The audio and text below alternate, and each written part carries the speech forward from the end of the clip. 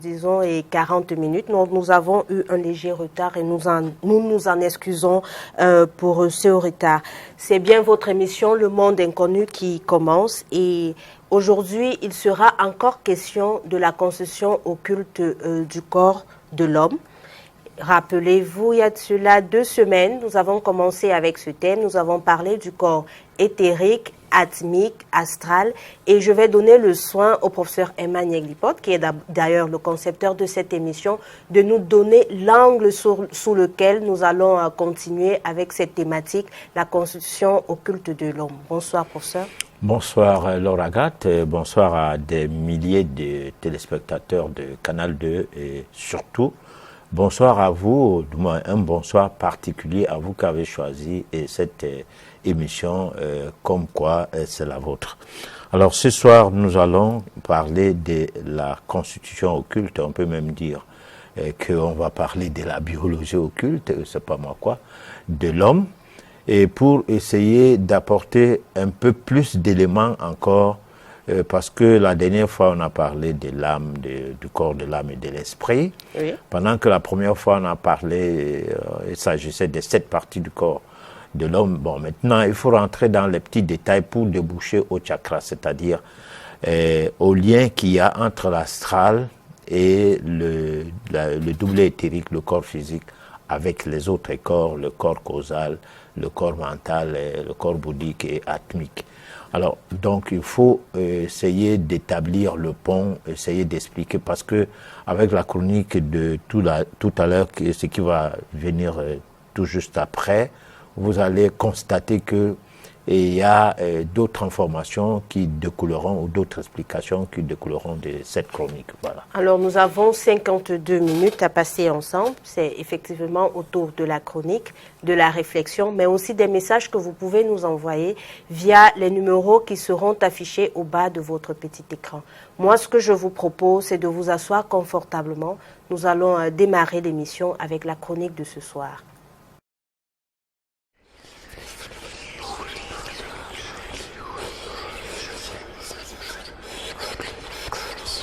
Le corps physique de l'homme peut être divisé en 2. Le corps grossier, qui est formé des éléments des 3 sous-plans inférieurs du plan physique, solide, liquide et gazeux, puis le doublet éthérique, formé des éléments des 4 sous-plans supérieurs du même plan.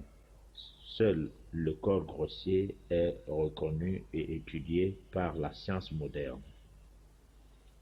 Le doublet éthérique est seulement observé par les clairvoyants. Il épouse les contours du corps grossier et sa couleur ordinaire est d'un gris violet qui peut être plus ou moins atténué selon les réactions des autres corps subtils. C'est le doublet éthérique qui donne la vitalité au corps physique et remplit le rôle spécial de l'intermédiaire d'agent transformateur grâce auquel l'énergie vitale peut être adoptée à l'usage des particules plus grossières. Le Soleil est pour notre système le grand réservoir des forces électriques, magnétiques et vitales. Il les déverse abondamment. Ce courant vivificateur sont assimilés par le doublet éthérique des minéraux, des végétaux et de l'homme et transmus par les diverses énergies vitales nécessaires à chaque être. Le doublet éthérique les absorbe, les spécialise et les distribue au corps grossier. Ce doublet éthérique est plus particulièrement étudié par le chuchisme et c'est lui qui fait tous les frais de ces expériences dont la plupart sont dangereuses sur la matérialisation et l'extériorisation de la sensibilité. Dans la plupart des séances spirites, le corps éthérique du médium endormi véhicule des laves du bas astral, lesquelles apportent des messages le plus souvent ridicules et trompeurs. La séparation du corps physique et de son doublet éthérique provoque la mort. Dans la vie terrestre, ces 2 corps fonctionnent ensemble et il y a toujours des dangers à provoquer le dédoublement. Quand le double éthérique est en partie projeté hors du corps grossier, il ne peut s'agir que d'un fait anormal, comme dans certaines maladies au cours desquelles ce fait se produit naturellement ou dans l'anesthésie, il est provoqué par des moyens factices. Toutes les réactions sensorielles sont provoquées par le double éthérique. Et c'est la raison pour laquelle un individu dont le double éthérique s'est échappé reste insensible aux coups, brûlures, piqûres, etc. Mais si, par contre, on fait subir ces sévices au double, on voit le corps endormi se tordre douloureusement. Le corps éthérique reçoit le courant de force de l'astral par des centres tourbillonnaires que les clairvoyants peuvent observer à la surface du double. Ces centres de force sont nommés par les hindous chakras, Uru. On les nomme également lotus. Et l'activité de ce chakras et le développement des pétales du lotus sont le but des exercices du yoga. Le corps astral de l'homme est formé des matériaux subtils, empruntés à tous les sous-plans du second plan de la nature Kama. L'animal le possède également et il n'existe qu'en germe dans le rein végétal. Le corps astral est le centre des désirs et des passions. C'est pourquoi on l'appelle quelquefois âme animale. Tous les besoins de l'animal, a écrit Annie Besant, la faim, la soif, l'appétit sexuel sont de son domaine, comme les passions, l'amour dans son aspect inférieur, la haine, l'envie, la jalousie. Il est le désir de l'existence sensuelle, ce qui veut éprouver les joies matérielles, la luxure de la chair et celle des yeux, la chaleur de la vie. C'est le plus matériel des principes de notre nature, celui qui nous attache avec le plus de force à l'existence terrestre. Sans le corps astral, cet intermédiaire qui permet à la bête qui est en nous de vivre pleinement sa vie, l'homme n'éprouverait aucune sensation ni physique ni morale. Cette sensation est d'autant plus vive que le corps astral est plus développé. Chez un homme très évolué, la sensibilité est vive. Elle est atténuée chez le sauvage. Et si l'on descend l'échelle, elle diminue encore chez l'animal qui ne répond que dans une faible mesure à la conscience astrale. Chez le végétal, il n'y a plus qu'une trace très confuse de plaisir ou de douleur. Et lorsqu'on arrive au minéral qui ne répond pas à la conscience astrale, toute trace de sensation a disparu. Pendant le sommeil, le corps astral sort en dehors de l'organisme physique qu'il enveloppe et laisse ensemble le corps grossier et éthérique. Libéré, il flotte au-dessus de ces deux derniers, retenus par ce que certains occultistes nomment le fil d'argent. Et vivant ainsi d'une vie indépendante, il perçoit ce qui se passe sur son plan distinct et en imprime des souvenirs à la conscience dès le réveil. Voici de retour sur votre plateau du monde inconnu. Nous venons de vous proposer la chronique qui nous présentait une fois de plus la constitution de l'homme, la constitution occulte, mais cette fois-ci, on s'est appesanti sur le corps astral et il y a d'autres éléments qui interviennent. Moi, j'aimerais savoir, professeur, vous nous aviez parlé tout à l'heure du corps grossier, qui est le physique, et aussi le corps double éthérique. Bon, moi, je voudrais qu'on s'intéresse beaucoup plus au corps double éthérique parce que je crois que c'est le nœud de notre chronique de ce soir. Alors, quand on parle du corps double éthérique, vous nous dites que c'est ce corps-là qui donne la vie au corps grossier, au corps physique. Donc, est-ce à dire que si le corps double éthérique est tué, le corps physique lui aussi meurt? Oui, ça veut dire que lorsque le double éthérique n'existe plus, oui, Alors, en incoordonné, puisque tout centré là, c'est pas déposé, ou bien c'est pas le genre qu'on peut voir ça à l'œil nu, sauf si vous êtes clairvoyant, parce que les clairvoyants ont quand même la possibilité de voir des choses que le commun des mortels ne voit pas, bien que cela soit inné. Alors donc, le double éthérique peut être vu du côté de l'aura, c'est-à-dire que l'enveloppe qui est comme une robe qui couvre la surface du corps physique, donc de la peau, et qui s'élargit au fur et à mesure que nous évoluons, c'est-à-dire que notre évolution spirituelle va dans un sens positif et s'élargissant. Et là, sensiblement, on commence à apercevoir l'aura. Et l'aura, c'est la matérialisation du doublet éthérique. Parce qu'en fait, nous ne parlons pas de l'aura là, à l'instant, où nous montons la chronique, simplement parce que nous pensons le faire comme une émission précise pour essayer d'expliquer à quel niveau l'on peut être protégé par ces laves du bas astral, ou bien par des élémentaux, ou par des personnes qui, mal en point, essayent de nous faire du mal. Donc le double éthérique va servir de lien entre l'astral et le corps grossier qui est le corps physique, parce que ce double éthérique est constitué d'éléments nécessaires pour pouvoir établir ces ponts. Alors, mais est-ce que forcément, si le corps grossier meurt, est-ce que forcément le corps le double éthérique aussi? Bon, alors disons, si nous prenons par exemple les bandes magnétiques, alors nous allons constater que des musiciens comme Ebois Lotin, Otis Redding, James Brown, Michael Jackson, leur musique continue à passer alors qu'ils sont décédés depuis. Des boxeurs comme Cassius Clay, qui était finalement Mohamed Ali, leurs vidéos continuent à passer.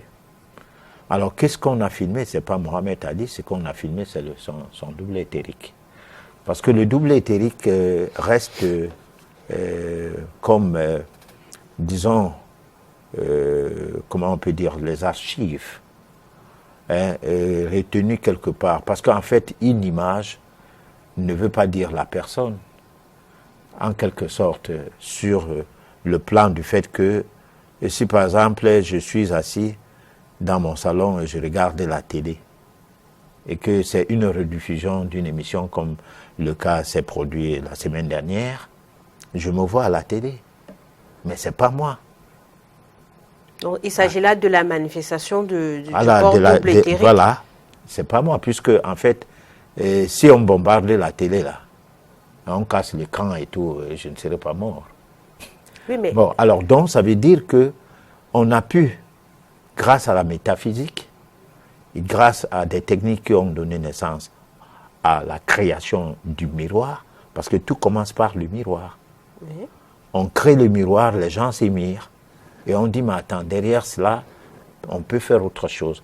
Donc ces techniques sont des sciences qui partaient de la science occulte, qui ont permis à ce que, à partir du miroir, qu'on décante ce double éthérique qui n'est pas visible d'une certaine façon,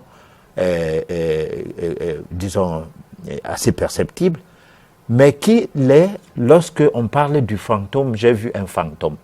Donc, en fait, on peut donc dire que c'est les fantômes qu'on voit à la télé, puisqu'en fait, c'est parfois des personnes mortes aussi qu'on voit, donc c'est leur fantôme. Alors, j'essaie d'expliquer ça terre à terre le plus naturellement possible pour que cela ressorte d'une façon ou d'une autre. Que ça suscite une curiosité et afin que les gens commencent à comprendre que le miroir, lorsqu'on l'utilise, on est dans l'occulte. Il ne faut pas dire, moi je suis chrétien, machin, je n'aime pas la magie et tout, mais tu t'émires. Tu dis, moi, je suis chrétien, je n'aime pas, je suis ceci, je n'aime pas les histoires des sciences occultes, et tu regardes la télé. Hein?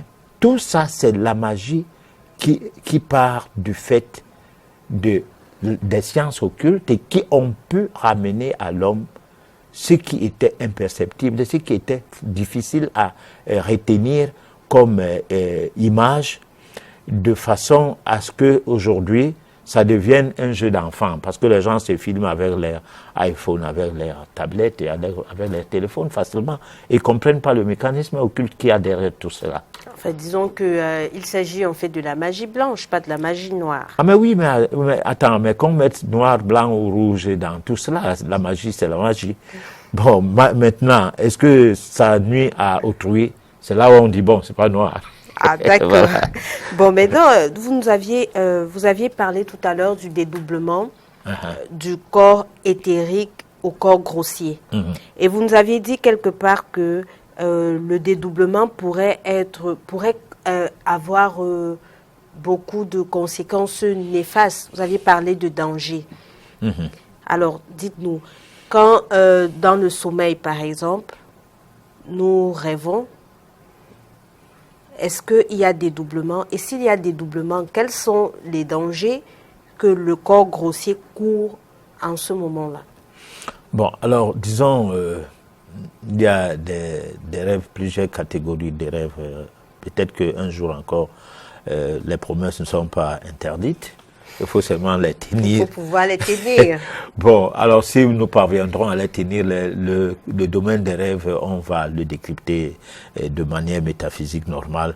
J'aime souvent parler lorsque j'ai toutes les cartouches, mais sauf qu'il faut répondre à une question. Bon, alors pour répondre à une question des rêves, il y a des rêves, il y a des songes, oui. Et il y a des cauchemars, c'est pas moi quoi. C'est tout un tas d'histoires qu'il y a derrière le sommeil lorsqu'on s'endort. Alors maintenant, est-ce que lorsqu'on quitte son corps pendant le sommeil, du fait qu'on ait rêvé, et que cela soit juste un rêve, c'en est une chose. Mais lorsqu'on quitte son corps, ou au-delà du fait de rêver, mais de quitter le corps, comme tout à l'heure, nous avons essayé d'aborder ça vers la fin de la chronique, tout à fait. Où on voit qu'on est seulement lié à ce corps physique grossier qui est resté là par un cordon qu'on appelle cordon d'argent. Alors, ces mouvements-là, c'est des mouvements qui sont étudiés métaphysiques comme n'étant pas des simples rêves, mais comme faisant partie d'un voyage, d'une déportation, d'un point à l'autre, où en réalité, sans que le corps grossier ne vous suive, mais votre double éthérique se manifeste et peut agir, c'est-à-dire peut déplacer des objets, peut frapper sur des gens, peut faire autant de choses que comme si le corps physique était toujours là, associé à ces doublés éthériques. Alors maintenant, si par exemple, vous sortez donc de votre corps et qu'on bouche les orifices, par exemple les gens qui dormaient dans la nuit, dans des maisons où au lieu de dormir, se mettent à pratiquer de la sorcellerie. Alors ces gens-là, il y a eu des cas dans le village, moi j'ai été témoin des cas du genre que les fourmis maniants, c'est des petites fourmis assez rouges et tout, bon, qui par moment, dans certains villages, dans leurs balades, se retrouvent dans les maisons, descendent des murs, tombent sur des lits et tout. Bon, puisqu'ils ne peuvent pas entrer directement des murs, et souvent ces murs-là n'ont pas de plafond, alors montent au mur et puis redescendent, et d'aucune de ces fourmis au niveau de la toiture tombent directement sur le lit.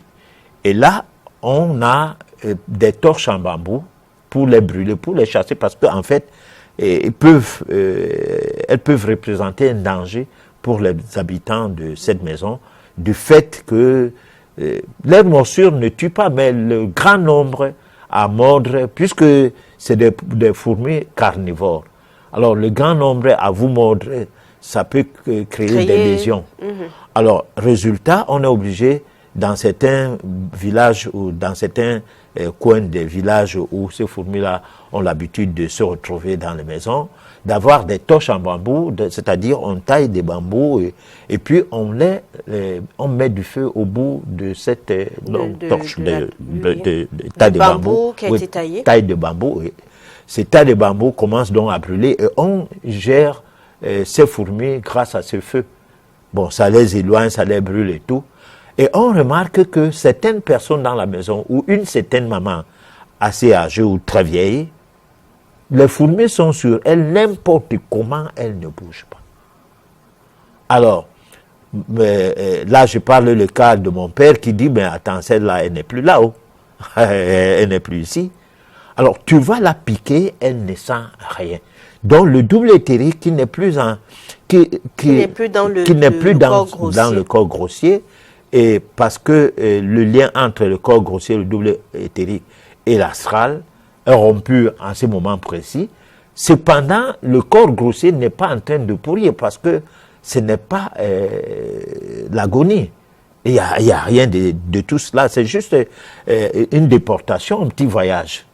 Alors, dans ces cas, vous pouvez neutraliser cette personne en bouchant les orifices, le nez, le sexe, l'anus et tout, et rien ne pourra plus revenir de ce corps qui est sorti, ce double éthérique qui est sorti. Donc, en fait, et là, le décès va donc arriver, c'est ce qu'on essayait d'écrire lorsqu'il y a l'absence du double éthérique en rapport qui donne de la vitalité au corps psychique et qui reçoit du corps astral de l'énergie nécessaire. Alors, professeur, on a également l'habitude d'entendre dire que quand quelqu'un est dans les voyages, je ne vais pas dire voyages astraux, mais disons, quand quelqu'un est dans la phase de dédoublement, si on bouge cette personne, son corps éthérique ne peut plus revenir dans le corps grossier. Est-ce que c'est vérifié ou alors c'est juste une rumeur?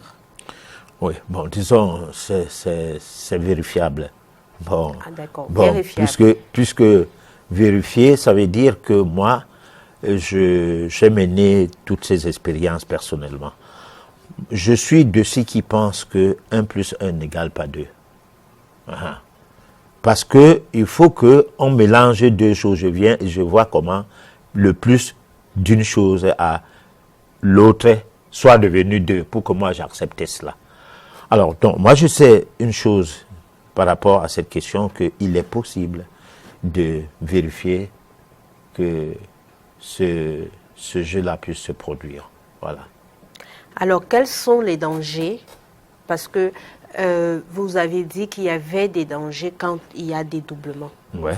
Quels sont les dangers qu'on court alors que le corps grossier court quand il y a alors, des doublements? les dangers, le premier danger, c'est de vouloir faire ces dédoublements-là sans rien maîtriser. Là, j'attire l'attention des gens qui disent des livres ésotériques et qui veulent mettre en pratique un certain nombre de choses qu'ils rencontrent dans ces livres.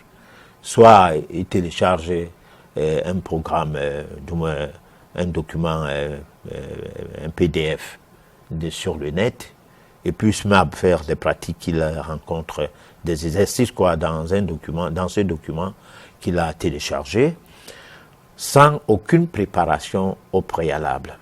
La préparation, c'est quoi? C'est que la métaphysique s'initie. Quand nous étions tout petits, on nous disait, vous êtes dans une classe qu'on appelait section d'initiation. Alors vous entrez dans cette classe et pour apprendre l'alphabet, le syllabaire qui nous donnait les syllabes, les consonnes, les voyelles et tout, et comment mélanger les consonnes et les voyelles pour sortir des sons et plus tard combiner ces sons, obtenir des mots. Alors c'est pareil comme ça, parce qu'en métaphysique, non seulement vous aviez des sons que vous n'y comprenez rien. En métaphysique, parce que à l'école classique, vous avez des sons, vous n'y comprenez rien. En métaphysique, vous devez savoir pourquoi A se prononce A et comment faire avec les vibrations de la lettre A en tirant A, comme par exemple A. Lorsque vous tirez le A comme ça, de cette manière, vous aviez un son qui vibre sur une partie du corps d'un individu donné ou sur votre corps personnellement, et cela combiné à une autre lettre, vous pouvez obtenir ce qu'on peut dire, appeler un son magique, ou bien un son de voyelles, bon, deux voyelles, deux ou trois voyelles, ou de voyelles mélangées à des consonnes, comme par exemple aum ou om.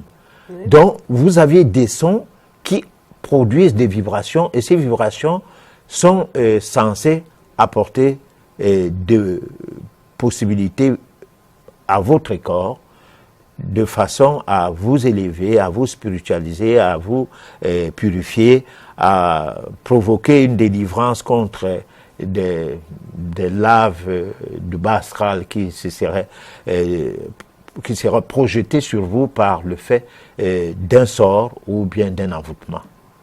Voilà. Donc, ça veut dire que le premier danger, c'est beaucoup plus pour ces personnes-là qui ne sont pas initiées, qui tombent... Alors, donc, on ne doit pas, si on commence à faire des voyages astro, par le biais des exercices que on a copiés de nulle part et de toutes parts, il y a un problème. Sauf que les gens qui voyagent à partir du fait de l'inné, parce qu'il y a un problème que les gens ne comprennent pas. Rien ne s'est créé, tout se découvre, tout existe déjà avant. Alors, ça veut dire qu'il y a des gens qui font des voyages astro sans faire de cours de métaphysique. Il y a des gens qui sont voyants dans le vrai sens du terme, donc clairvoyants, sans avoir fait de cours de voyance. Il ne faut pas confondre ces gens-là à un petit monsieur qui, devenu pasteur par le biais de la théologie, inscrit dans une université de la théologie, parlait de Dieu. Il parlait d'un certain Dieu, mais pas de Dieu, parce que lui, il est dans un programme préétabli et qui fonctionne par rapport à la tête des hommes qui ont établi ces programmes. Voilà. D'accord. Donc, nous allons revenir sur notre thème, mais je vais d'abord vous proposer la réflexion de ce soir et juste après, nous allons continuer avec les questions. Mais n'oubliez surtout pas, vous avez la possibilité de participer à l'émission en nous envoyant les messages via les numéros qui s'affichent au bas de votre petit écran. Et si vous êtes à l'étranger, n'oubliez pas de le précéder ou alors de les précéder par le plus 237. Nous suivons la réflexion de ce soir.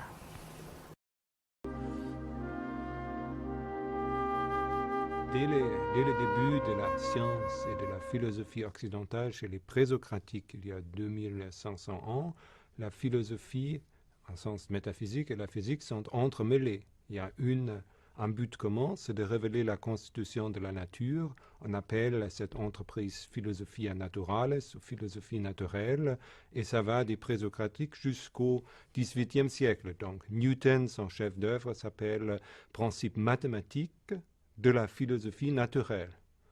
Donc les deux, physique et métaphysique, sont là dans cette tradition inséparables.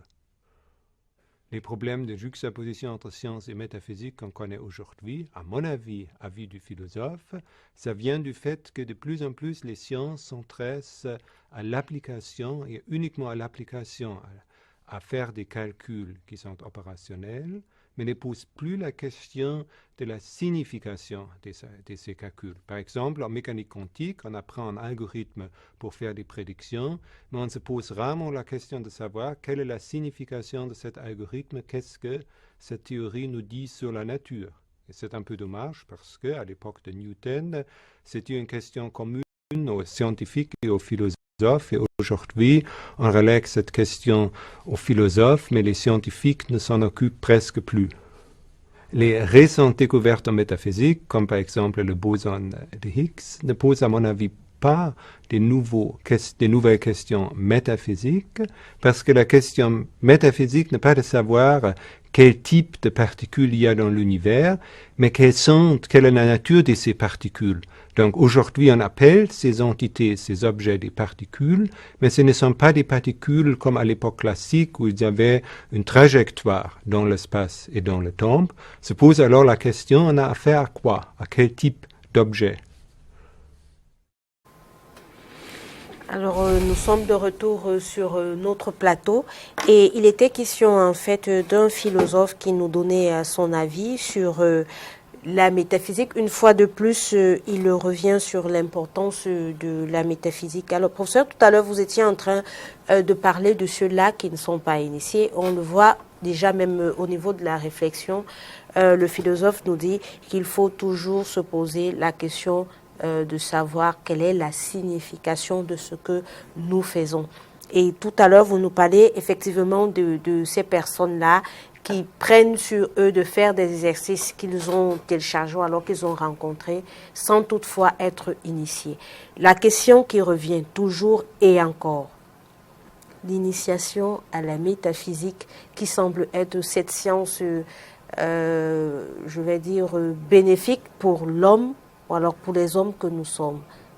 Où et comment devient-on initié? Bon, alors commençons par dire, j'ai contourné souvent cette question, et puis les gens disent, pourquoi je contourne cette question? Parce que les gens sont en train de s'initier déjà à partir de cette émission, je le pense bien. Parce que cette émission permet de décrypter la constitution, c'est-à-dire de la nature. Savoir le domaine d'application et le domaine de la signification. Parce que on doit d'abord savoir comment les choses sont, les origines, ou vouloir savoir les origines, les significations, afin d'arriver à l'application de ce qu'on peut retenir de tout cela en termes de formules. Alors, c'est pas ce qui se passe. Alors, c'est ce qui a rendu la science en conscience. Parce que la science officielle aujourd'hui, quand on dit la science officielle, c'est-à-dire la science des universités, elle est devenue une science en conscience. On peut dire du n'importe quoi, de temps en temps, les gens m'écrivent aux oreilles en disant « mais attends, mais toi, tu es contre les Blancs, tu es contre l'école, tu es contre ceci ». Mais écoute, nous travaillons sur les faits, nous relatons les faits. Nous ne sommes pas là pour caresser les gens dans le sens de poil, juste parce que nous voulons plaire. Alors, lorsque vous pouvez avoir un chirurgien malhonnête, personne ne saura, il a les diplômes.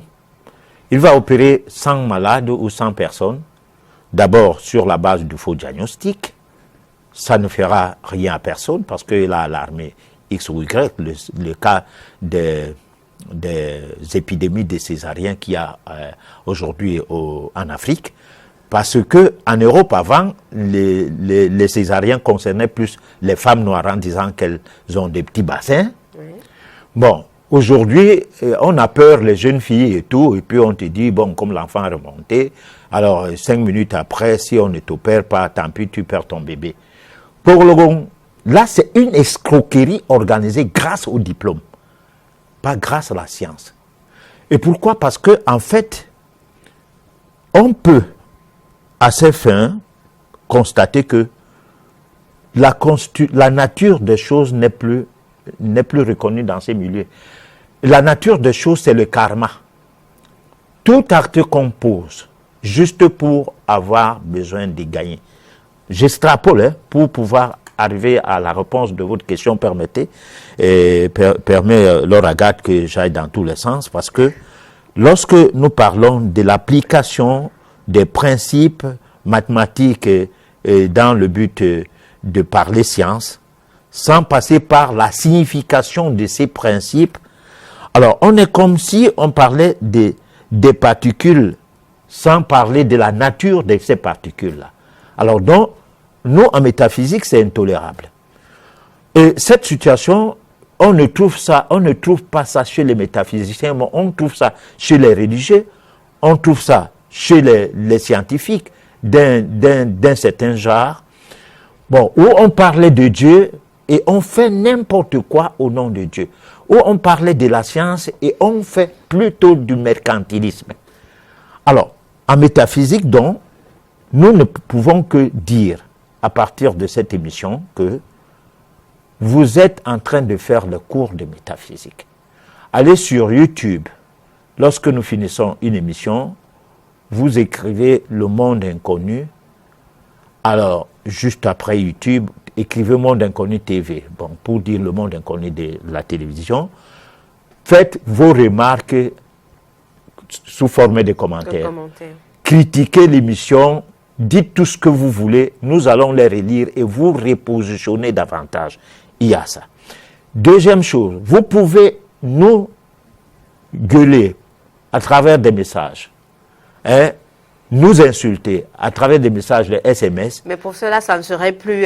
non, l'on ne sera plus en train d'apprendre, ou alors on ne sera plus en train d'être initié à la métaphysique. C'est quand on critique quelque chose que ça se met sur le droit chemin.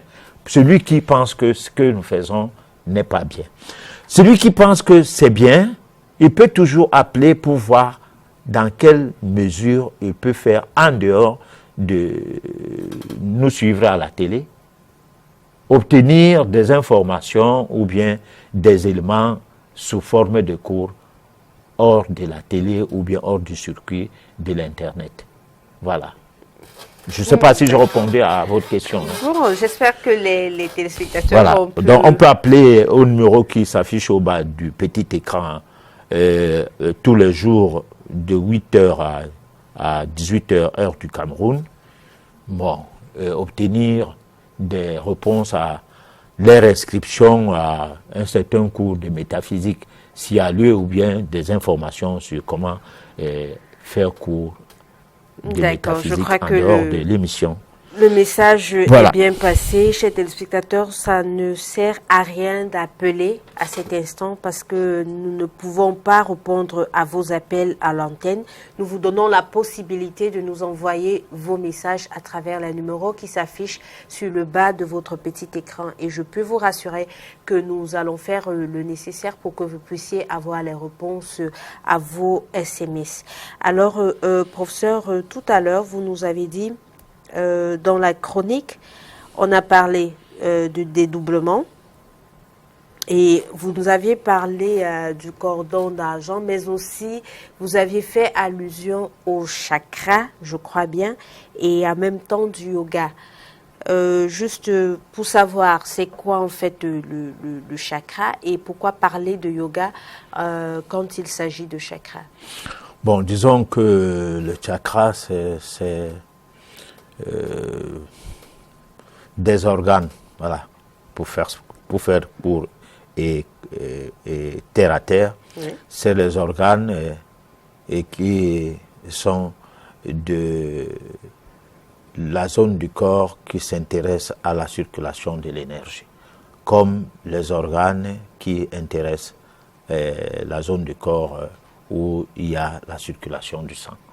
Parce qu'il y a le vaisseau sanguin qui ont des terminaux, le cœur, le poumon, le foie et autres. Oui. De même, dans l'autre, parce qu'il y a deux formes de circulation dans le corps. La circulation subtile qui est une circulation des énergies vibratoires en nous et qui entretient la force vitale de notre organisme, oui. Et qui a ces ampoules ou ces points de chute en termes de roue qu'on appelle donc les chakras. Okay. Alors il y a ces principaux chakras, mais on peut bien distinguer d'autres petites divisions de ce circuit qui vont aller jusqu'au méridien lorsque on veut relativiser ça avec l'acupuncture. Et ici, nous sommes dans la zone de l'Orient, parce qu'il y a le monde occidental et le monde oriental. Bon, alors, on va poser la question où est la place de l'Afrique dedans. Ça ne sert à rien de poser cette question, parce que l'Afrique, c'est à base de son enseignement que tout cela naît. Donc, quand vous tombez devant un bon égyptologue, il va tout vous expliquer et comment ça a commencé et tout. Par contre, moi, dans le cadre métaphysique, j'essaie d'universaliser les informations que je donne, des explications et autres, pour permettre à ce que nous ne soyons pas fermés comme si c'était une émission qui a juste une connivence africaine. Non, c'est la métaphysique, c'est le cosmos, c'est une étude cosmogonique, je vais dire, et c'est quelque chose qui concerne l'univers. Et là, il n'y a pas de race noire, blanche et autres, mais il y a plutôt une race humaine. Et puis, il n'y a pas tellement de diversité dans le sens béant de la forme ou bien du fond, mais il y a trois mondes, le monde minéral, le monde végétal et le monde animal. Alors, nous avons remarqué que la famine, la soif, l'appétit sexuel concernaient aussi les bêtes. Oui. Bon, et les bêtes sont considérées par nous comme des sous-hommes. Tout comme longtemps avant, les Noirs étaient carrément les sous-hommes à l'égard des Blancs qui étaient des personnes qui maltraitaient ces Noirs. Bon, c'est bien qu'au jour d'aujourd'hui, on continue à penser que le Noir ne réfléchit pas. Parce que les noms venant des autres races nous concernent et nous les aimons. Et les nourritures des autres, c'est ce que nous mangeons. Les boissons des autres, c'est ce que nous buvons. Nous consommons 100% plutôt Occident les autres, carrément. Et puis, on se plaît dedans. Et nous voyons l'Europe et les Occidentaux comme le ciel. Et tout le monde meurt à y arriver, à s'y installer, et sans toutefois comprendre que ce n'est que des êtres humains comme nous. Donc, l'Afrique, par exemple, là, à un moment donné, il faut défendre quand même les siens. Les Africains perdent donc de la dimension. Et nous pensons qu'avec la métaphysique, les Africains seront donc des affranchis. Parce qu'aujourd'hui, nous sommes des assimilés carrément, et puis des subalternes et des esclaves, sur tous les plans, plan intellectuel, plan religieux, sur tous les plans. D'accord. Donc, professeur, moi, j'aimerais qu'on revienne juste un petit moment sur les chakras, parce que vous nous aviez dit que le chakra serait cette circulation subtile des éléments qui nous permet de... Seraient les organes. Oui. D'un circuit subtil de circulation énergétique et permet de faire vivre comme le siret, aussi. Voilà, comme le siret. Et aussi les organes. Donc, de l'autre côté où le sang circule. Autrement dit, puisque les chakras sont des organes, ça veut dire qu'il faut les nourrir. Les entretenir. Il faut les entretenir. Alors comment est-ce qu'on va entretenir? C'est à travers le yoga qu'il faut... Voilà, le yoga, c'est en fait, c'est juste un sport. Oui. Voilà. Parce que en fait, il faut reconnaître une chose. Quand on dit yoga, pour moi, c'est un terme péjoratif. Bon, pour quelqu'un de l'Asie, ce n'est pas péjoratif. Bon, mais moi, c'est un terme péjoratif parce que nous avons tous ces sports chez nous. C'est-à-dire, quand je dis nous, ça veut dire nous, êtres humains déjà, et nous, Africains en particulier. Alors, ça veut dire quoi? Ça veut dire que tu connais nourrir les différents corps dont il était question tout à l'heure. Oui, les 7... Voilà. Alors, le corps grossier s'intéresse particulièrement des nutriments, donc de la matière qui sort du sol, parce qu'en fait, c'est ça la poussière, et ça retourne à la poussière. Donc, il faut lui donner ce qui vient de la poussière, comme lui-même, il vient de la poussière. Tout à fait. Bon, donc le macabo, les riz, les tubercules, les grains et tout ce qui sort, qui pousse du sol concerne le corps grossier.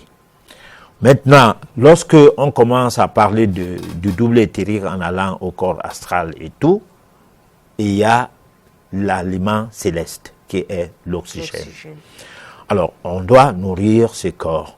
Et c'est pourquoi dans cette gymnastique, ces petits sports qu'on appelle yoga, on apprend à utiliser plus l'oxygène dans la respiration, beaucoup plus que toute autre chose.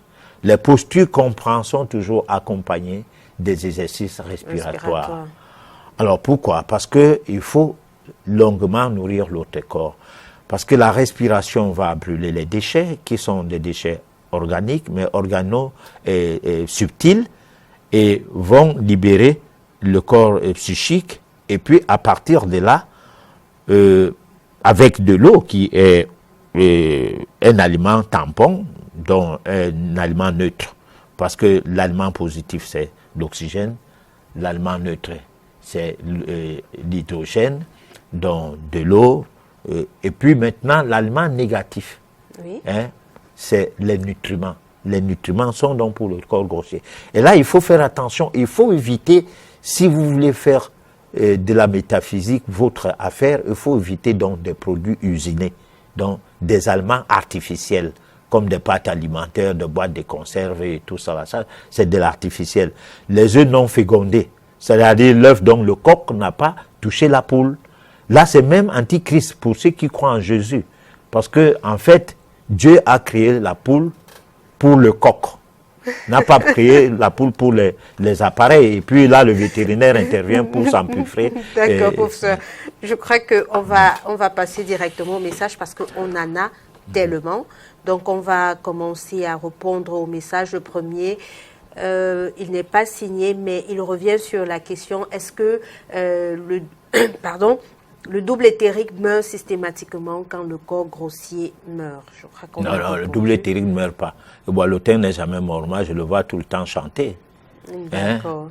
Alors, Idriss demande, il nous dit déjà bonsoir, il voudrait savoir comment savoir que je suis dans un monde invisible. Alors, vous êtes dans un monde invisible si vous rêvez souvent des choses que en pleine journée, en 15 minutes de sommeil, vous pouvez rêver avoir fait toute une année dans une ville inconnue et que cette ville, vous ne l'avez jamais été là. Mais lorsque vous racontez votre rêve, c'est qu'on visitait cette ville. S'ils connaissent. Voilà, ils connaissent toutes les rues, donc il était question dans votre récit de ces rêves. D'accord, on a un message de M. Doumbia depuis la Côte d'Ivoire. Il voudrait faire partie de votre école parce qu'il dit être intéressé. Monsieur Doumbia, nous allons prendre la peine de vous répondre après l'émission ou alors dans la semaine. Alors, bonsoir, moi c'est Yannick. S'il vous plaît, je voudrais savoir, peut-on être initié sans appartenir à une loge? Oui, on peut être initié sans appartenir à une loge. Les loges ne sont pas obligatoires, même dans le mouvement initiatique. Même dans le mouvement initiatique classique, normal, les écoles initiatiques, tout le monde ne fait pas partie de loge. Pour avoir vos cours chez vous, vous n'allez jamais à une loge. Bon, les loges sont comme les chapelles, et représentent, pour certains mouvements initiatiques, les loges sont comme des chapelles. Bon, un bon chrétien peut bien être chrétien sans aller à l'église. Bon, non, mais s'il fait ce que la Bible lui demande, je crois qu'il serait chrétien toujours. D'accord. On a Patrice Doyomaban qui, bonsoir le monde inconnu. Je voudrais savoir s'il y a des dangers à faire le dédoublement et si le dédoublement est inné en nous. Oui, le dédoublement inné ne présente aucun danger. Le dédoublement qu'on force représente un schéma, passe par un schéma qu'il faut absolument que vous soyez coaché. Alors, si vous n'êtes pas coaché, vous risquez de commencer une chose. Et comme tout à l'heure, j'ai parlé de l'alimentation. Bon, l'initiation, c'est aussi un mode de vie, à se discipliner, à savoir que ça, je dois faire, ça, je dois pas faire. D'abord, comme B à bas. Bon, mais si vous pensez que vous venez comme ça un matin de recevoir un document d'un ami et qui a des explications approximatives et en même temps des exercices. Oui. Et puis vous lisez à peine ces explications, vous tombez directement sur les exercices parce que le titre du document, c'est comment c'est dédoubler. Alors là, vous courez un risque. Parce que peut-être que vous dédoublez après avoir bien mangé des boîtes de sardines et du pain avec du lait écrémé, tout ça mélangé, ou bien les spaghettis mélangés. Et il y aurait sûrement des impacts. Oui, il y aurait sûrement, parce que en fait, nous avons quelque chose que nous ne pouvons pas aborder avec le temps qui fait court, c'est que nous ne pouvons pas d'emblée parler de tout à la fois. Bon, nous sommes sur la constitution occulte du corps de l'homme, nous sommes comme une anatomie occulte de notre organisme, et il y a des nourritures qui correspondent à telle partie du corps. Et puis, on a essayé de les brosser là, comme ça, là, en filigrane, comme quelqu'un pourrait parler des nourritures concernant les groupes sanguins. Bon, et là, il faut une explication minutieuse pour dire à quel moment on peut manger, à quel moment on peut juste respirer et comment on peut procéder et tout. Tout cela prend effet, du moins, c'est un début, un commencement. C'est par là qu'on doit commencer. Après, maintenant, on va apprendre peut-être comment visualiser, comment procéder par la visualisation, comment passer par la concentration. Et plus tard dans la vie, on se retrouvera en train de pratiquer la contemplation. D'accord. Voilà. Alors, on a une question qui revient parce que nous avons deux téléspectateurs qui nous ont posé cette question, donc je vais résumer. C'est quoi le phénomène du déjà vu? Déjà vu, du déjà vécu? Le phénomène du déjà vu, déjà vécu, c'est un phénomène de ne croire qu'à ce qu'on connaît. On a peur de l'inconnu. Bon, si ton père et ta mère t'ont amené à l'église, chaque jour on va parler de Jésus, ça ne va pas t'énerver. Mais si tu vas dans un milieu où on parle des choses nouvelles, et encore ça commence à se répéter, ça va devenir énervant, vous n'irez plus à ces milieux. Je voudrais juste ajouter un élément à cette question du déjà vécu dans le sens où on se retrouve face à une scène et après on se rend compte que on a l'impression qu'on a déjà vécu cette scène, on ne sait pas où. Voilà, peut-être que j'ai pris la question à l'envers. Bon, disons, si des phénomènes dans le rêve, par exemple, peuvent se produire dans le vif, que vous ne dormez pas, mais vous constatez quelque chose et qui se passe sous vos yeux et que vous avez déjà rêvé. Oui. Bon, je sais pas, peut-être c'est ça déjà vécu. Moi, je comprends pas le sens de la question. Ça, il faut bien que je le souligne parce que j'essaie de rentrer dans la question afin de donner une certaine réponse. Bon, je pense que il arrive que certaines questions libellées d'une certaine manière. Dans tous les cas, je pense que les téléspectateurs vont avoir plus d'informations là-dessus en semaine. On fera le nécessaire pour pouvoir. Il y a tellement de messages. Bonjour, je m'appelle Zélie Martial depuis Ebolova. Je veux savoir comment adhère-t-on à une secte et pourquoi on défend souvent de dire aux autres ce qu'il y a là-bas. Bon, alors adhérer à une secte, c'est aller à l'église d'abord. Déjà, c'est des sectes. Bon, parce que il y a des philosophes qui disaient que parmi les sectes qui ont bien réussi à mieux s'implanter dans ce monde, le catholicisme en est une. Oui. Bon, alors maintenant, comment deuxième volet de sa question. Le deuxième volet de la question, il voulait pourquoi on ne dit pas toujours, on ne donne pas les informations. Oui, mais attends, il faut être comptable pour savoir comment on impute les écritures d'un compte à l'autre. À quel moment on débute un compte, à quel moment on crédite l'autre. Quels sont les... comment il faut... l'état des rapprochements, comment ça se passe, ou alors il faut être informaticien pour comprendre le mécanisme de l'informatique, l'utilisation de l'ordinateur et de ses périphériques. Bon, donc moi je pense qu'il faut faire partie d'un secte ou bien d'un groupe pour savoir comment les choses fonctionnent. Parce qu'il n'y a pas un mouvement hermétique. Le mot hermétique c'est utilisé à tort. Parce que les gens qui sont hors de ce mouvement ne savent pas ce qui se passe dedans, qui disent tout simplement que c'est hermétique. Mais lorsque tu y es et que tu progresses tu évolues dans ce mouvement, tu comprends que ces choses-là n'importe qui peut les comprendre. Voilà. D'accord. On a tellement de messages. Et puis ça. Alors on a un message qui n'est pas signé. Bonsoir. Lorsque le corps vibre seul, quelle est la signification de ce phénomène? Alors ça peut être un phénomène classique. C'est comme ça peut être un phénomène occulte, ça dépend. Bon, parce qu'il y a des gens qui restent comme ça, son corps commence à vibrer. Peut-être que la circulation du sang n'est pas bonne. Bon, il faut comprendre. C'est un diagnostic qu'il faut établir. Voilà.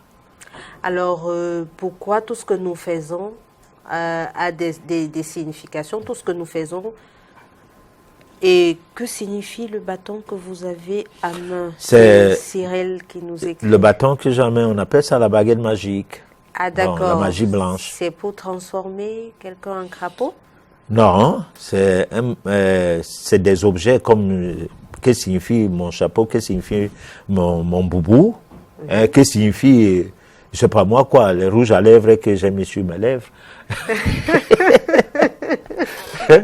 Bon. Donc, c'est des choses qui nous accompagnent et chacun, soit s'il plaît, ou chacun sait qu'est-ce qui l'amène à avoir cela. Hein. Alors, on a Monsieur Maxime depuis Toulouse qui nous écrit une fois de plus. C'est l'un des téléspectateurs qui a posé la question sur le fait d'avoir le phénomène du déjà vécu. Il revient en nous disant, ma question est si le fait du déjà vécu serait notre imaginaire ou est-ce une vie vécue antérieure ou un voyage nocturne?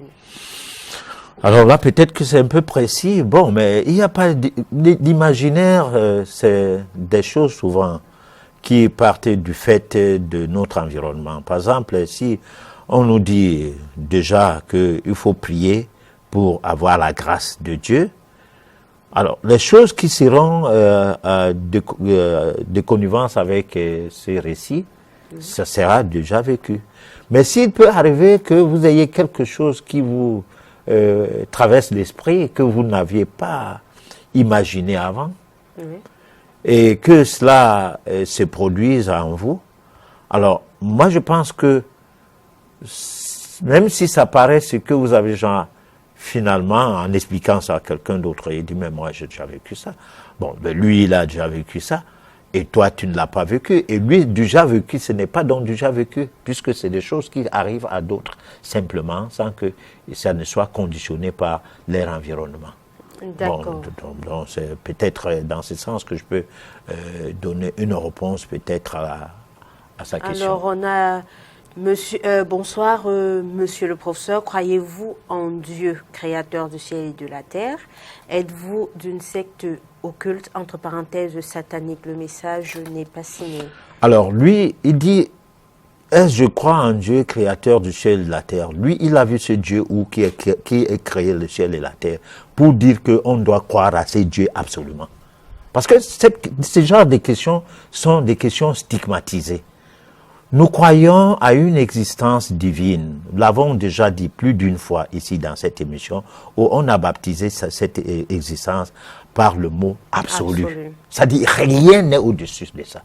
Par contre, le Dieu des églises, quand on lit Genèse 6, de 1 à 7, c'est un Dieu qui est créé des êtres humains et qui est renoncé sa créature jusqu'à frapper le déluge sur ces êtres humains-là. Donc c'est un Dieu imaginaire qui est créé du ciel et la terre. Est-ce que je dois croire à ce genre de Dieu? Point d'interrogation. Lui, il va me répondre prochainement en me disant oui ou non. S'il doit. Oui, la prochaine, il faut garder son message en bas et peut-être il va dire oui, il faut croire à ce genre de Dieu.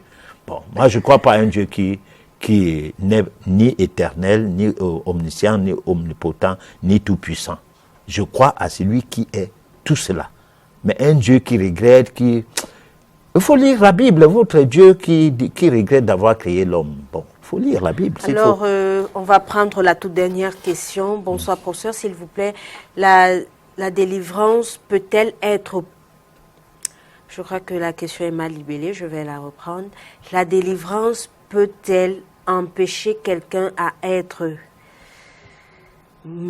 Je crois que c'est Manissi ou Kamsi. Ah oui, c'est des mouvements de l'ouest du Cameroun oui, et puis qui sont en rapport avec les guérisseurs, quoi. D'accord.